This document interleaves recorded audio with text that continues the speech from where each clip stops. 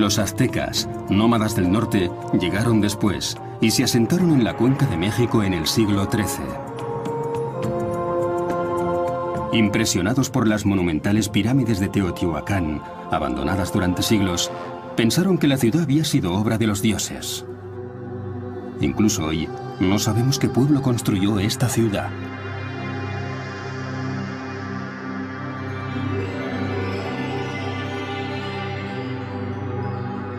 Los toltecas, que dominaron esta zona hasta el siglo XII, eran despreciados y tenidos por salvajes, pero los aztecas los admiraban y se instalaron en el territorio que un día ocuparon. Los aztecas buscaban una identidad atrapados entre el deseo de asentarse y fundar una brillante civilización que reflejara la anterior a ellos, además de sus costumbres nómadas y de valerosos guerreros.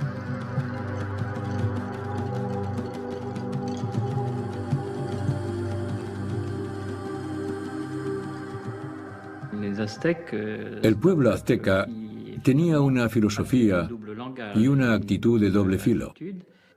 Decían: somos los herederos y los seguidores de nuestros predecesores, y sobre todo de los más famosos, los toltecas.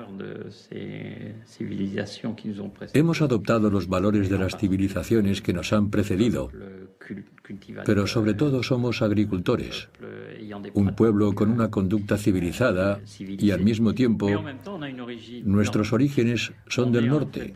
Somos descendientes de los chichimecas, venimos del norte, somos descendientes de cazadores y recolectores, gente valiente que adoraba el sol, y también estamos orgullosos de esos orígenes.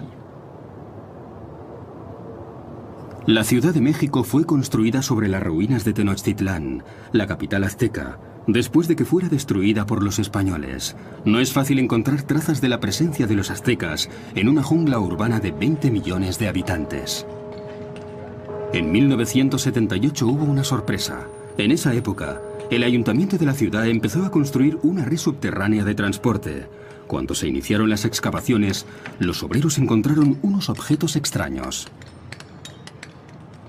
El arqueólogo José Álvaro Barrera Rivera narra este increíble descubrimiento.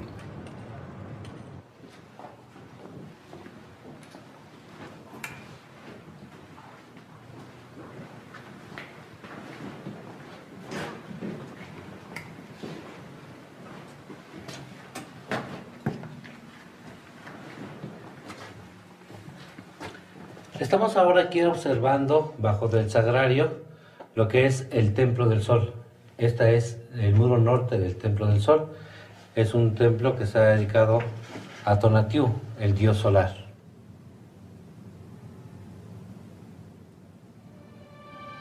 Se han hallado restos aztecas. Los españoles construyeron la nueva catedral de la ciudad sobre los restos del centro sagrado de la antigua capital azteca, que constaba de 12 templos. Los arqueólogos han conseguido reconstruir la historia del más importante, el Gran Templo. Fue construido en varias etapas, igual que las pirámides mayas. Los restos han revelado el pasado y la historia de la ciudad.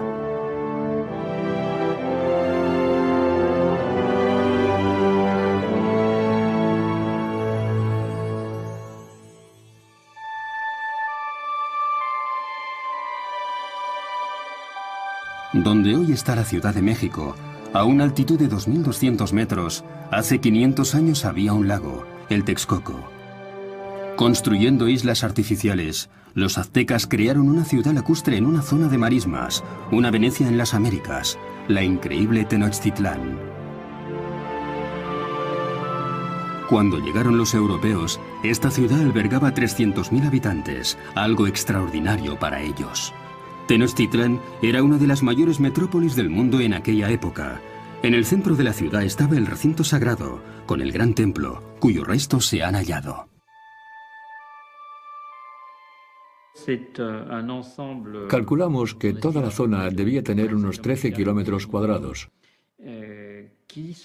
construida en zonas de tierra entre el agua, y tuvieron que hacer grandes excavaciones y zanjas de drenaje que proporcionaron zonas habitables. Digamos que como obra pública fue una tarea colosal. Mucho más teniendo en cuenta que se completó en unas décadas.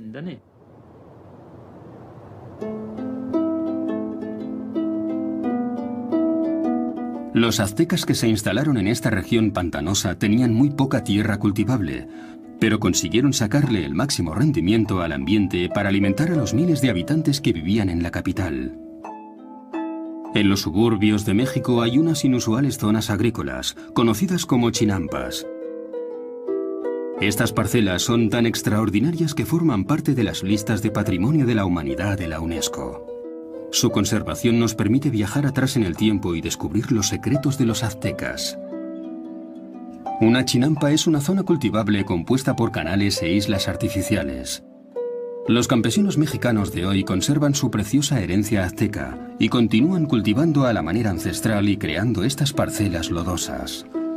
Iban haciendo esto lo iban haciendo, mire. Y esto al secarse queda muy duro. Queda duro y, por ejemplo, esto, así, luego ya le echaban harto hasta que se desapareciera esto, y luego venía otra capa de esto. Y así fueron amarrándolas y fueron haciendo los terrenos.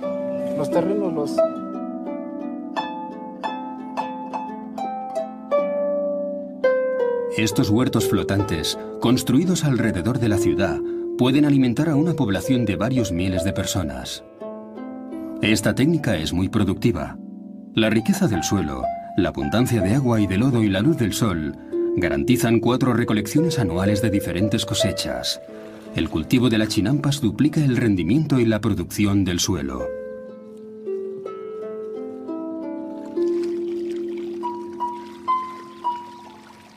El maíz, como principal producto agrícola de los aztecas, era considerado divino. Su dios era Centeotl y su diosa era Chilonen. Se les ofrecían sacrificios de mujeres jóvenes. Para garantizar la calidad de las cosechas eran decapitadas, igual que cortaban las panochas.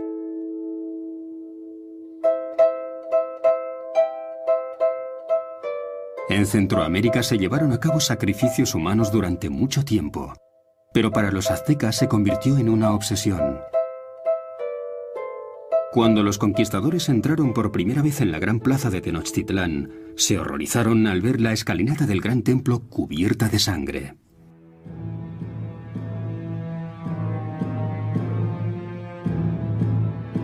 Al conquistar la ciudad destruyeron el templo, pero las excavaciones arqueológicas han revelado un edificio interior aún más antiguo, una réplica en miniatura del gran templo. Sobre una plataforma hay una piedra negra, el altar de los sacrificios.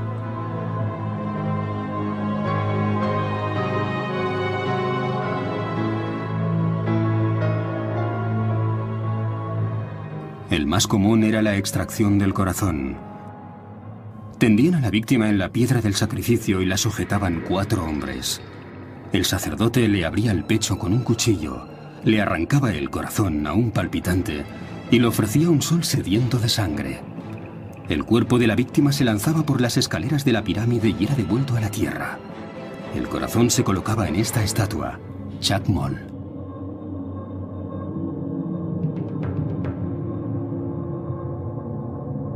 El propósito de esos ríos de sangre se explica en las inscripciones de la Piedra del Sol. Esta escultura de 3,60 metros y 20 toneladas de peso es un calendario. Señala la desaparición de 4 soles debido a cataclismos. El nuestro, el quinto, también está en peligro. Apareció por primera vez mediante un autosacrificio del dios. Se prendió fuego a sí mismo y reapareció, transformándose en una estrella. Pero el nuevo sol no se movía, y los otros dioses ofrecieron su sangre para devolverle la vida. De esta forma empezó el drama cósmico en que la humanidad tenía un papel. Para que el sol continuara su curso, había que alimentarlo cada día con agua preciosa. En otras palabras, con sangre humana.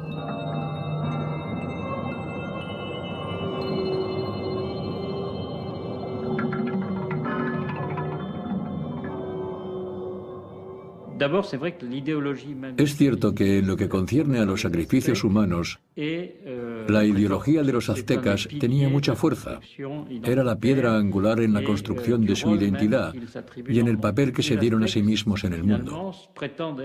Los aztecas aseguraban que mantenían el mundo vivo haciendo sacrificios, ofreciendo sangre a las divinidades que podían hacer que un día u otro dejara de funcionar y no hubiera garantías de la supervivencia del hombre. Esta es la parte de la ideología dominante. Yo creo que el éxito de un sistema político y la expansión de un imperio llevan a ese tipo de sacrificios que hemos visto en ciertas épocas. Era por la necesidad de superar lo que se había perdido anteriormente, para asegurar que el sistema continuara desarrollándose. En 1487, el emperador Ahuitzotl celebró la renovación del Gran Templo. La ceremonia fue impresionante.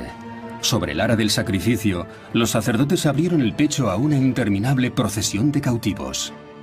La inauguración se llevó la vida a 10.000 personas, tal vez más.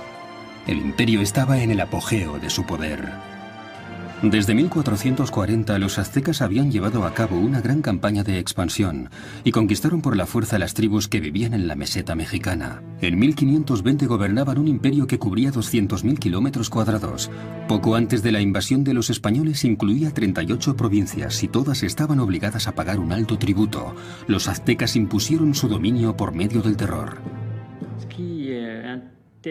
Lo que interesaba a los aztecas, y lo vemos por medio de su gran arquitectura que representa su imperio, era el control de varios territorios, y concretamente de las tribus, para obtener riquezas y el reconocimiento de una autoridad superior. Pero no los ocuparon físicamente, lo que hubiera supuesto el consiguiente movimiento de población y la colonización de una zona tan enorme. Llevaban a cabo ataques rápidos, incursiones sorpresa y en muchos casos obligaban a un cierto número de territorios a establecer alianzas.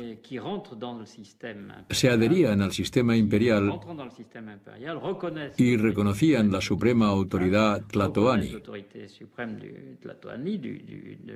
la del emperador. Reconocían la importancia fundamental de la divinidad, del divino guardián de los aztecas, Huitzilopochtli, el dios del sol.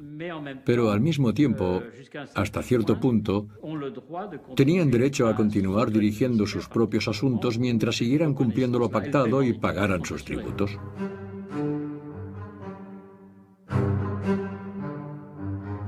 Las campañas de los aztecas eran despiadadas. En primera línea estaban los soldados más valerosos, pertenecientes a prestigiosas unidades de caballería, como la Hermandad de las Águilas, cuyos cascos tenían la forma de la cabeza de esas aves. Una interminable fila de porteadores transportaban los tributos a la capital, donde eran minuciosamente registrados. Se han hallado parte de esas cuentas en varios manuscritos. Los imperios subyugados entregaban cada año toneladas de alimentos, algodón, tejidos, plumas ornamentales y una impresionante cantidad de objetos preciosos. El pueblo no tenía derechos, trabajaba para sus nuevos amos y se veía reducido a la esclavitud o convertido en víctima de sacrificios. A pesar de la continua expansión del imperio, que duró más de 2 siglos, no se suavizaron las tensiones internas. Tenochtitlán era el escaparate de los aztecas y su poder pedía un alto precio.